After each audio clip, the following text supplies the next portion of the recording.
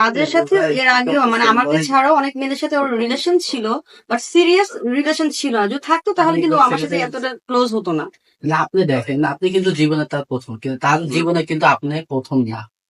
তো কি হয়েছে, ভালোবাসে প্রথম আর দ্বিতীয় বলে কোনো কথা নাই। ভালোবাসা জাস্ট সম্মানটা ইম্পর্টেন্ট, যে কতটুকু সম্মান দিচ্ছে আমাকে। এত ভালোবাসেন, কখনো কেঁদেছেন?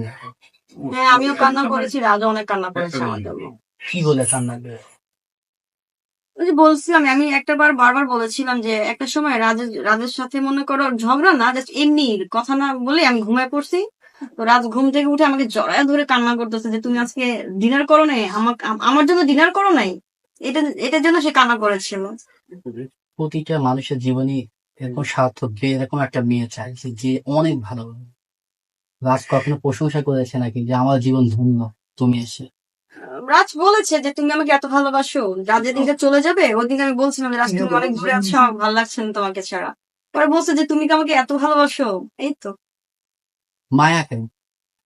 মায়া? অনেক মায়া। মায়া না থাকলে এত ভালো, এত টান হয় না। না, চোখে পানি কেন?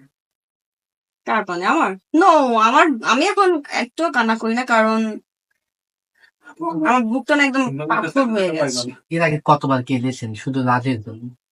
আমি হিসাব করি না, আসলে আমার কোনো কিছু হিসাব হয় না, আমি নন স্টপ কান্না করি। রাতে কাঁদা হয়? না, রাতে স্পেশাল যে রাতে কান্না করতে হবে বিষয়টা এরকম না। হুটহাট করে যদি বেশি ফিল হয় তখন একটু পানি চলে আসে।